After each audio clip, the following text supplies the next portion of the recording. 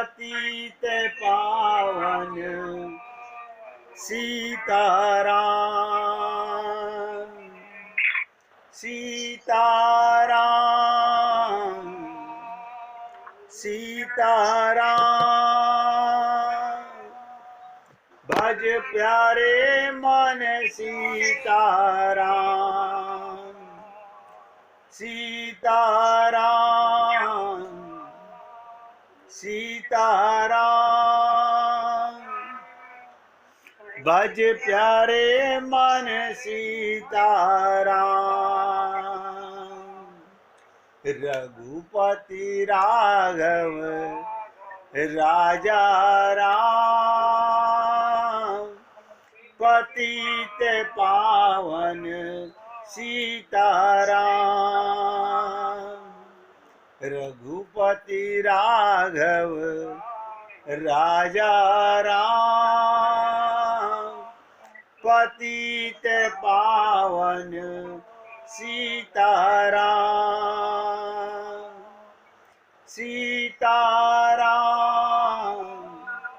सीताराम। भज प्यारे मन सीताराम सीताराम सीताराम। भज प्यारे मन सीताराम। बोलिए सियापति रामचंद्र भगवान की जय। राघवेंद्र सरकार की जय। जय जय श्री राधे जय जय श्री राधे। सभी भक्तों से निवेदन, सत्संग के एक एक शब्द को हृदयंगम करने का भरसक प्रयत्न कीजिए। आप लोग सोच के बताइएगा, डॉक्टर जब आपको कोई परहेज बताता है तो आप क्या करते हैं? डॉक्टर की बात को मानते हैं या नहीं मानते हैं? मानते हैं। जब संत बताता है कि इसका परहेज कीजिए, तब समझ आता है, समझ आता है, लेकिन व्यक्ति कर नहीं पाता, करना कठिन लगता है। क्यों? अनंत जन्मों का अभ्यास है, ममता मोह आसक्ति, अज्ञानता के कारण नासमझी के कारण हमें ऐसा लगता है। किसी ने पूछा, अगर अब हम लोगों से बात नहीं करें, हम उनसे ममता मोह ना करें, तो लोग हमारी निंदा करेंगे। बहुत ध्यान से सुनिएगा। आपसे किसने कहा कि आप लोगों से बात मत कीजिए, समाज में मत रहिए, परिवार में मत रहिए, शरीर में मत रहिए? यही तो आपकी परीक्षा है। भगवान राम ने क्या किया? मनुष्य रूप में आकर के, यहां पर नोट कीजिएगा, भगवान राम ने लीला की। लीला माने क्या होती है? एक्टिंग। भगवान राम ने क्या किया? लीला की, एक्टिंग की, व्यवहार किया। हमने भगवान से क्या सीखा? हम भगवान के अनुयायी हैं, तो हमने लीला कहाँ कर रहे हैं? हम व्यवहार कहाँ कर रहे हैं? हम तो ममता मोह आसक्ति में। लोग क्या कहते हैं? अब भगवान मिले ना मिले, लेकिन हम संसार से अपनापन समाप्त नहीं कर सकते। सोचिएगा, समाप्त नहीं कर सकते, एक दिन ये मौका ही समाप्त हो जाएगा, फिर पछताए क्या होते हैं। जब चिड़िया चुग गई खेत, लोग क्या करेंगे, ज्यादा से ज्यादा हमारी निंदा करेंगे ना। रामचरितमानस में, गीता में, राधे राधे भैया, रामचरितमानस, गीता, भागवत में हर चीज का प्रश्न है, हर चीज का जवाब है। अब बहुत एकाग्रता से सुनिएगा, लोगों को डर लगता है। भगवान राम ने तो बुरा नहीं माना कि मैं जनक की पुत्री को विवाह करके लाया, अब उसे वन में लेके जा रहा हूं तो मेरे ससुर जनक जी बुरा मान जाएंगे।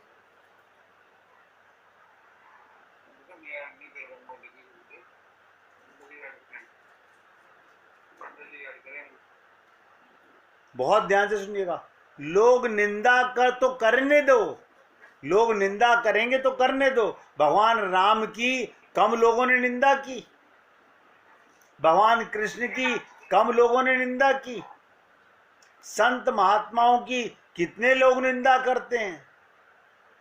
सब लोगों को ध्यान से सुनिएगा, अपनी तरफ से छुट्टी दे दो, वो चाहे निंदा करें चाहे तुम्हारी तारीफ करें, जिसमें वो राजी हों वो करें, सबको छुट्टी दे दो तो आपको मुक्ति मिल जाएगी। अगर हम ये सोचेंगे आज मैं वहां नहीं जाऊंगा, उसे बुरा लगेगा, इसका मतलब अभी तुम मुक्त नहीं होना चाहते।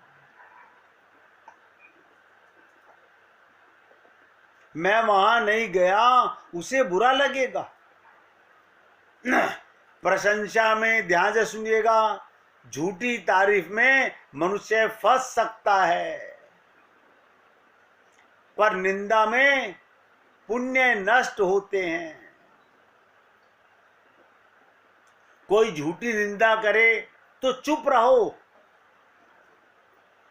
महात्मा बुद्ध को कितने लोगों ने गालियां दी, नानक जी को कितने लोगों ने गालियां दी, चुप रहो और सफाई भी मत दो। एक एक शब्द पे ध्यान दीजिएगा। अगर भगवत प्राप्ति करनी है तो ये परहेज बता रहा हूं। जैसे डॉक्टर दवा देता है तो क्या कहता है, आपको शुगर ठीक करनी है तो मीठे का परहेज करना पड़ेगा। आप ये तो कह नहीं सकते घर में कोई मीठा मत खाओ, परहेज आपको करना है। इसी प्रकार से प्रशंसा में लोग फंस सकते हैं। कोई झूठी निंदा करे तो चुप रहो, सफाई मत दो। हम लोग क्या करते हैं, एक गलती करते हैं, कोई हमारे को बुरा कहे हम सफाई देने लगते हैं, नहीं नहीं मैं ऐसा नहीं हूं। ये सफाई किस लिए दे रहे हो? इसका मतलब कहीं ना कहीं हमारे मन में झूठी तारीफ की इच्छा है। सत्य की सफाई देना, ध्यान से सुनिएगा, सत्य की सफाई देना सत्य का निरादर है। भरत जी क्या कहते हैं, रामचरितमानस से बता रहा हूं। जानहु राम कुटिल कर मोही, लोग कहू गुरु साहिब द्रोही, और सीता राम चरण रति मोरे, अनुदिन बढ़त अनुग्रह तोरे। दूसरा आदमी हमें खराब समझे तो इसका कोई मूल्य नहीं है। हमारे भगवान को पता होना चाहिए, तुम्हारे अंतरात्मा को तुम्हें पता होना चाहिए कि मैं गलत नहीं हूं, मैं सबको सफाई क्यों दूं। लोग करते निंदा करें, भगवान दूसरे की गवाही नहीं लेते। आप बताइए कभी भगवान ने गवाही ली किसी की? संसार में तो हम गवाही ले जाते हैं, भगवान को कोई गवाह नहीं चाहिए। दूसरा आदमी अच्छा कहे तो आप अच्छे हो जाओगे क्या? अगर कोई हमारी झूठी तारीफ करे तो क्या हम अच्छे हो जाएंगे? अगर आप बुरे हो तो बुरे ही रहोगे, अगर आप अच्छे हो तो अच्छे ही रहोगे। क्यों? तू नजर में है किसी और की, तुझे देखता कोई और है। तू चीज है किसी और की, तुझे मानता कोई और है। ये संसार के रिश्ते टेम्परेरी रिश्ते हैं, धर्मशाला के रिश्ते हैं। आज हैं कल खत्म। हमारे माता पिता चले गए, अब हमारा उनसे क्या रिश्ता है? हमने उनसे मान रखा है, उन्होंने तो कोई हमसे रिश्ता नहीं मान रखा, वो तो गए। तो यहां व्यवहार करना सीखो। लोग निंदा करें तो मन में आनंद आना चाहिए। महात्मा बुद्ध क्या कहते थे? ये सुबह से गाली दे रहा है, इसे खाना खिलाइए, इसे खाना खिलाइए। एक संत क्या कहते हैं, ध्यान से सुनिएगा। मेरी निंदा से, जी बोलिए बोलिए बोलिए। सर आपके बाइक में डिस्टर्बेंस आ रही है। डिस्टर्बेंस आ रही है? हाँ, गुड़ की आवाज आ रही है। ये किसी के मोबाइल से आ रही है। तो सबसे रिक्वेस्ट है अपना अपना म्यूट कर दो। सबसे रिक्वेस्ट है अपना अपना माइक म्यूट कर दीजिए। आपको आ रही है आवाज गुड़गुड़ की? हाँ आ रही है, गुड़गुड़ की आवाज आ रही है मुझे भी। हाँ, अब मैं नहीं, सभी से रिक्वेस्ट है अपना माइक म्यूट कर दीजिए। देखिए मैं नहीं बोल रहा लेकिन फिर भी आ रही है। हाँ, ये किसी के दूसरा आ रही है। हाँ, किसी के मोबाइल से है। अब ध्यान से सुनिएगा। और अपना माइक म्यूट कर दीजिए। सबसे रिक्वेस्ट है प्लीज। आ रही है, अभी भी आ रही है। ये मेरे से आ रही होगी। नहीं वो आपके से नहीं आ रही। एक मिनट रुको। काफी दिनों से आ रही है। मैं एक बार दोबारा करता हूं।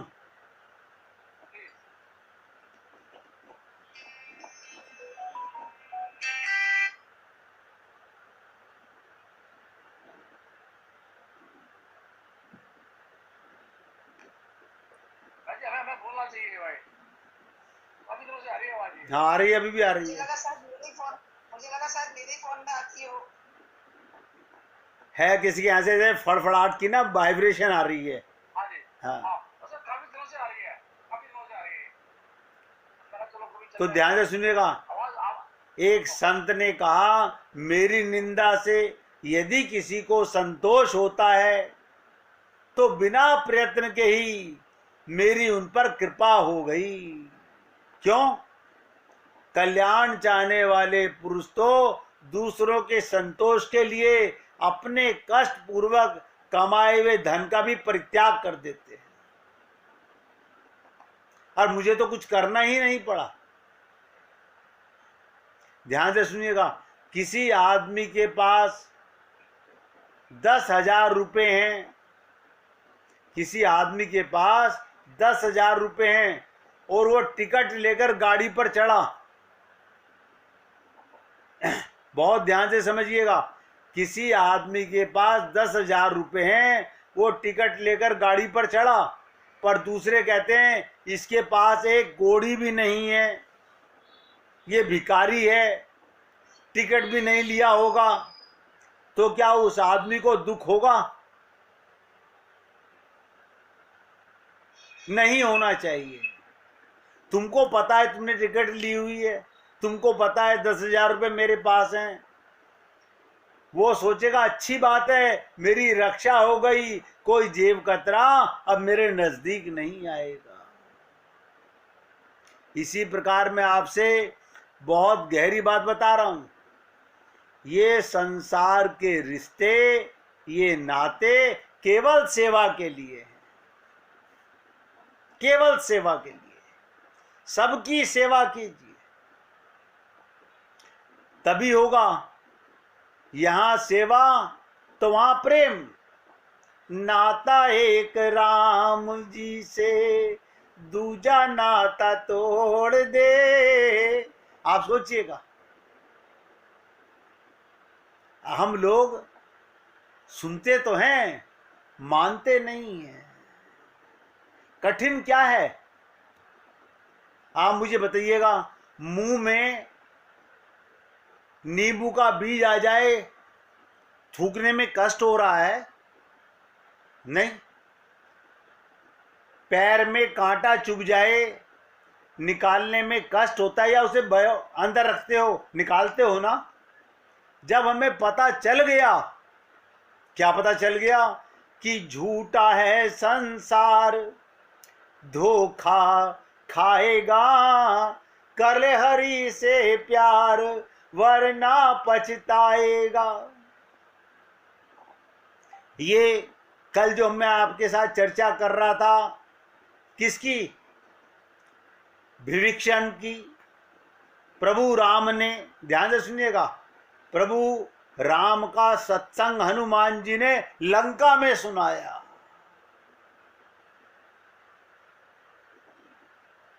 लंकनी को भी सत्संग सुनाया। एक घूंसा मारा और घूंसा लगते ही मैंने आपसे कहा था रक्त निकला मुख से, खून निकला, लेकिन तुरंत उठी लंकनी और हनुमान जी के आगे हाथ जोड़ लिए। समझ आ गया कि राम ही केवल प्रेम प्यारा। बताइए, लंका की पहरेदार लंकनी को ज्ञान हो गया, उसको समझ आ गया। आप और हम लोग समझने में क्या कष्ट आ रहा है, मानने में क्या कष्ट आ रहा है। सत्य का ज्ञान हो गया कि चोर की तो मैं रक्षा कर रही हूं। हनुमान जी ने यही तो कहा, उसने कहा मैं चोर को खा जाती हूं, लंका में चोर का प्रवेश नहीं हो सकता। हनुमान जी ने क्या कहा, तेरा तो राजा ही चोर है। भगवान राम की अर्धांगिनी सीता को चुरा के लाया है। और जहां घूंसा लगा, रक्त निकला। ध्यान सुनिए, ये रक्त निकलने का मतलब क्या था? विरक्त हो गई। अभी संत महात्मा कैसे घूंसा मारें? वो शब्दों के घूंसे मारते हैं, शब्दों से हम पे प्रहार करते हैं। अब हम उसको क्या समझ के लेते हैं?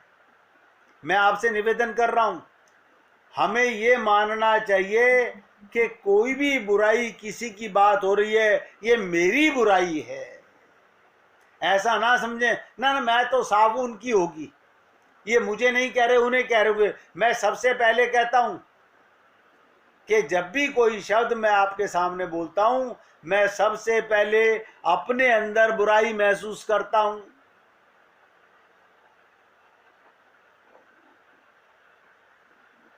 इसलिए अगर आपको और हमें भगवत प्राप्ति करनी है तो संकल्प तो करना पड़ेगा।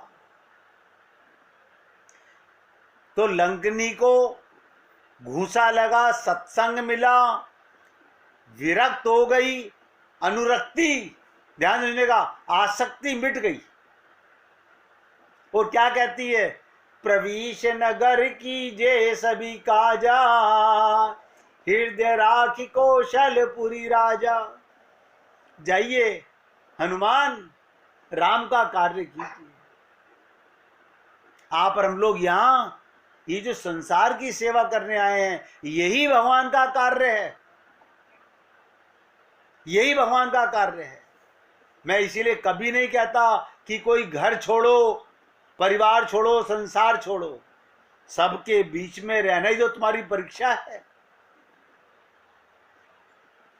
इसी प्रकार मैंने कहा, सत्संग हनुमान जी ने विभीषण को भी सुनाया, उसको अच्छा भी लगा, लेकिन इतना अच्छा नहीं लगा। उसने सोचा ठीक है, मेरे बड़े भाई हैं रावण, वो मेरा विरोध नहीं करते, मुझे भक्ति करने दे रहे हैं। मैं लंका में रह के अपने भाई से प्रेम करके प्रेम कर रहा हूं और भक्ति भी कर रहा हूं। आप और हम लोग भी यही काम कर रहे हैं। हम संसार में व्यवहार नहीं कर रहे, हम कहीं ना कहीं आसक्त हैं। यही आसक्ति हमारे पुनरपि जननम पुनरपि मरणम का कारण बनेगी, और कोई कारण नहीं है। भगवान को कोई हमसे नफरत है क्या? भगवान ने हमको मनुष्य शरीर दिया अपने प्राप्ति के लिए। ध्यान देने का, परम पद पाने की इच्छा नहीं करनी। आपको तो भगवान से प्रेम कीजिए, परम पद तो अपने आप होगा, अपने आप होगा, मांगने की भी जरूरत नहीं। मांगन से मरना भला, मत मांगो कोई भीख। बस संसार की सेवा और भगवान से प्रेम। जब हमारा जन्म हुआ, हमें विवेक की तराजू मिली। उस विवेक की तराजू पे एक तरफ विद्या का पलड़ा था, एक तरफ अविद्या का पलड़ा था। ध्यान से सुनिएगा, विद्या का पलड़ा क्या होता है और अविद्या का पलड़ा क्या होता है। विद्या माने आत्मा मान के भगवान से प्रेम। अविद्या क्या होती है, अज्ञान क्या होता है, शरीर मान के संसार से प्रेम। हमारा कौन सा पलड़ा भारी हो गया? अविद्या का पलड़ा भारी हो गया। अब वो बढ़ता ही चला गया, बढ़ता ही चला गया। आपने देखा होगा कि संसार में छोटे बच्चे के सामने माँ बाप बहुत सारे खिलौने ला के रख देते हैं। बच्चा कुछ देर खिलौने से खेलता है, लेकिन जैसे ही माँ सामने आती है, वो सारे खिलौनों को ठोकर मार के माँ के लिए रोने लगता है। ये संसार क्या है? ये माया का खिलौनों का भंडार है। आप और हम सब लोगों को ये माया का संसार खिलौने मिले। हम भगवान को तो भूल गए, खिलौनों में आसक्त हो गए। हम असली अपने अस्तित्व को नहीं जान सके। तो विभीषण को सत्संग मिला, लेकिन असर नहीं कर रहा था। लेकिन सत्संग कभी बेकार नहीं जाता। कैसे बेकार नहीं जाता, समझ लीजिएगा विभीषण के माध्यम से। विभीषण अपने बड़े भाई का आदर पूरा करता है, पिता तुल्य बड़े भाई हैं, उनका सम्मान करता है, भगवान से प्रेम करता है। लेकिन जैसे ही सलाह दी रावण को कि दूत को मारना नहीं चाहिए, अंजाम क्या निकला? रावण के मन में आ गया, जरूर कोई हनुमान की विभीषण की मिली भगत है।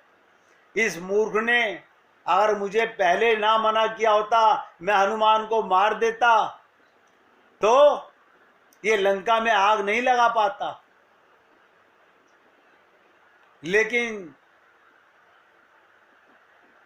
जैसे ही कहा, तुरंत लात जब लगी, अब बताइएगा, लात लगते ही सत्संग काम करने लगा। जैसे ही बड़े भाई की लात लगी, अपमान बड़ा ही गहरी चीज है। हमें संतों के संत जो शब्द हैं वो नहीं चोट करते, हमें संतों के शब्द चोट नहीं करते। हमें जहां ममता है, जहां मोह है, जहां आसक्ति है, वहां बड़ी गहरी चोट लगती है।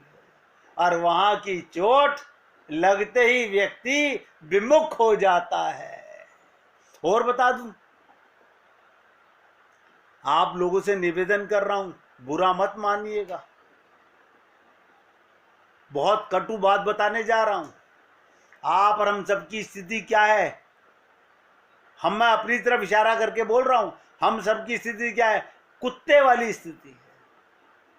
कुत्ते के सामने टुकड़ा दिखाओ, पूंछ हिलाता वो आता है, जैसे ही पास आए डंडा मारो, ची ची ची दूर भागता है। तुम 1 मिनट के बाद में फिर दोबारा से उसे टुकड़ा दिखाओ, फिर दोबारा से टुकड़ा दिखाओ, कुत्ता क्या करता है? वो पहले डंडे को भूल जाता है, वापस फिर मालिक की ओर घूमता है, फिर डंडा खाता है, फिर घूमता है, फिर डंडा खाता है, फिर घूमता है। आप और हम लोगों को भगवान ने मौका कम नहीं दिया।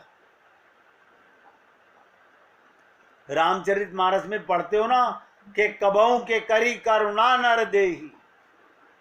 भगवान ने तो करुणा कर दी।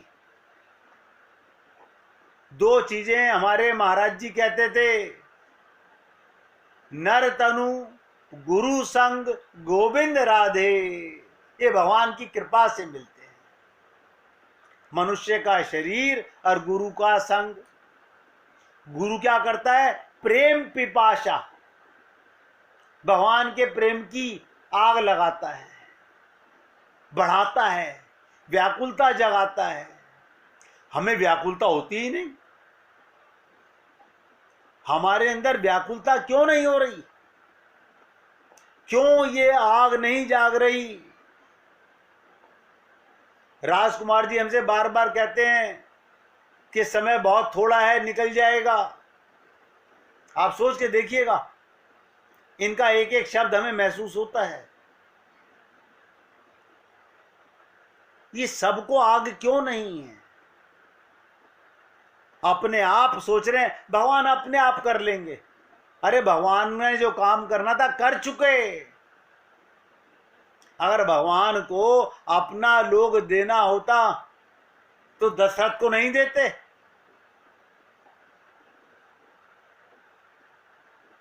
सोच के देखिएगा।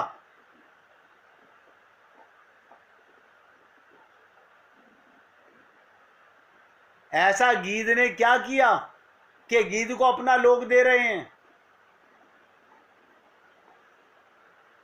इसलिए जैसे ही संसार से लात लगती है, और हम सबको लगती है, मगर हम लोग आदी हैं। कोई नहीं, एक दिन डांटा था तो क्या हो गया, अगले दिन प्यार भी करा हमारे को। यही करते करते तो जीवन गुजर गया। विभीषण को लात लगी राज से, तुरंत सब कुछ त्याग कर भगवान राम की शरण में चला गया। अब ध्यान से सुनिएगा, रावण शरण नहीं आया। रावण शरण नहीं आया। उसने तो श्री राम के हाथ से मरने में भी अपना सौभाग्य समझा, और यही उसके लिए उचित भी था। विभीषण को जो एक बार भगवान ने अपना लिया, फिर कभी उनको भुलाया नहीं। क्यों? भगवान ने क्यों नहीं बुलाया?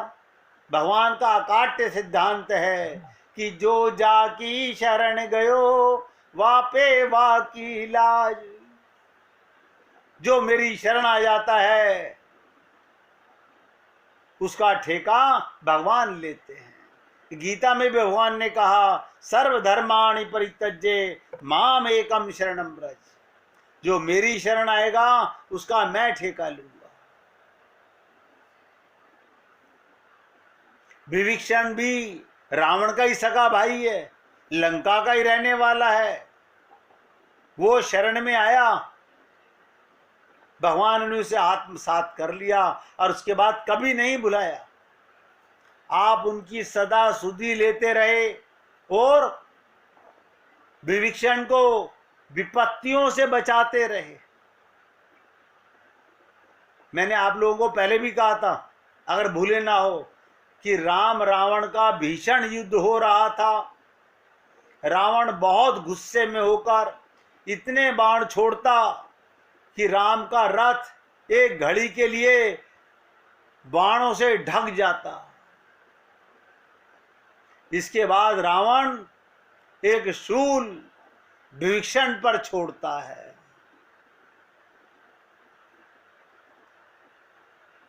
ऐसा अस्त्र चलाता है, इस शूल के लगते ही विभीषण का मरना निश्चित था, क्योंकि वह अमोघ बाण, ध्यान सुनिएगा, अमोघ बाण छोड़ता है। भगवान राम इस रहस्य को जानते थे। शक्ति छूटते ही श्री राम ने अपना विरद संभाला। क्या विरद संभाला? आवत देखी शक्ति अति घोरा। जब विभीषण की तरफ अमोघ बाण आ रहा था तो भगवान ने क्या करा? प्रणतारती भंजन पन मोरा, तुरंत विभीषण पाछे मेला, अर सन्मुख राम सहेव सोई हेला। सोचिएगा, शरणागत की आरती का नाश करने वाले राम शरणागत भक्त का अनिष्ट कैसे देख सकते हैं? ये तो प्रमाण बता रहा हूं। जो जाकी शरण गयो वापे वाकी लाज। आप और हम लोग परिवार की शरण में आए, माँ बाप की शरण में आए, लेकिन इनकी किसी की लाज नहीं जा रही। क्यों? सबका स्वार्थ है। ये जो परिवार में, संसार में, समाज में हम एक दूसरे के साथ व्यवहार कर रहे हैं, ये सब स्वार्थ है अंदर, हम जानते नहीं हैं। अभी स्वार्थ खत्म, खेला खत्म। शरणागति का यही कमाल है। फिर सुनिएगा, फिर बोल रहा हूं, शरणागत भक्त का अनिष्ट नहीं हो सकता। तो हमें क्या करना चाहिए? परहेज बता दूं? मैं अपने से ही बोल रहा हूं, कभी मत समझिएगा। मैं भी आप लोगों का ही जब सेवक हूं तो आप ही की तरह हूं, और अपने सहित कह रहा हूं। जो व्यक्ति, जो जीव सब ओर से ममता हटाकर भगवान राम के चरणों की ही ममता का एकमात्र केंद्र बना लेता है। हमारे गुरुदेव कहते थे, हरि गुरु दोई अपना, गहु इन के ही शरणा। हरि गुरु दोई अपना, गहु इन के ही शरणा। तो भगवान के चरणों की ममता एकमात्र केंद्र बना लेता है और अपने आप को, ध्यान दो, सर्वतो भावेन उनके प्रति अर्पण कर देता है, अर्पण कर देता है। हमने भगवान को प्रसाद का भोग लगाया, हमने पोशाक पहनाई, हमने चंदन लगाया, हमने, पंडित जी क्या कहते हैं, ये समर्पण कीजिए, ये समर्पण कीजिए, अब जल छोड़िए, अब तिलक समर्पण कीजिए, अब कलावा समर्पण कीजिए, अब फल समर्पण कीजिए। सब कुछ समर्पण कर रहे हो। हाँ, क्या भगवान की बनाई हुई चीजें? आप बताइए, मैं पान का पत्ता, सुपारी, इलायची, लौंग का बीड़ा भगवान को समर्पित कर रहा हूं, इसमें तुम्हारा क्या बनाया हुआ है? तेरा तुझको अर्पण, क्या लागे मेरा? तो हमें क्या करना था? स्वयं का समर्पण। हमने अपने आप को तो अर्पण किया नहीं। जब ब्राह्मण लोग हवन कराते हैं तो क्या कहलवाते हैं? मंत्र हम बोलेंगे, तुम तो बस इतना बोलना स्वाहा। मंत्र ब्राह्मण बोल रहा है और तुम बोलते हो स्वाहा। कभी सोचा, कभी पूछा हमने पंडितों से ये स्वाहा का मतलब क्या होता है? स्व की आहुति। प्रभु मैं आपके शरण में आ गया, मैं आपका हो गया। हम तो भगवान के बनाए हुए चावल, भगवान की बनाई हुई सामग्री, भगवान का बनाया हुआ घी, उनकी आहुति चढ़ा रहे हैं और हम बड़े खुश हो रहे हैं। हमारे यहाँ पंडित जी ने हवन कराया, हम सब ने आहुति चढ़ाई, और सबसे लास्ट में ध्यान से सुनिएगा, ब्राह्मण लोग कितनी चालाकी से काम कराते हैं। एक गोले के अंदर सारी सामग्री भरवा के, उस पर कलावा लिपटवा के, और उसमें कलावा लंबा पकड़ा करके क्या कहते हैं, ये पूर्ण आहुति है, चढ़ा दीजिए सेठ जी। अब सेठ जी क्या कर रहे हैं, ऊपर से हाथ पकड़ करके गोला चढ़ा रहे हैं। ये गोला क्या होता है? ये नारियल क्या होता है? अपनी खोपड़ी, अपना मन बुद्धि समर्पण करना। कोई करता है, कोई बताता है। इसीलिए हमने ऐसे ब्राह्मण भी देखे, वो साफ साफ कहते हैं, बोले देखिएगा मैं तो अपना कर्म कर रहा हूं, भगवत प्राप्ति मेरे हाथ में नहीं है करानी, मुझे ही नहीं है, मैं आपको क्या कराऊंगा। इसीलिए मैं आप लोगों से हाथ जोड़कर निवेदन कर रहा हूं, जो सब ओर से सेवा सबकी, ममता एक भगवान से, सब ओर से ममता हटाकर, ये परहेज है, हटाकर। पूछिए। अच्छा भूल गए हम। एक मिनट सुनिएगा। अपने आप को सर्वतोभावेन, सर्वतोभावेन का मतलब क्या है? 1 मिनट का कीर्तन कीजिए, फिर इसकी चर्चा करेंगे। श्री राम जय।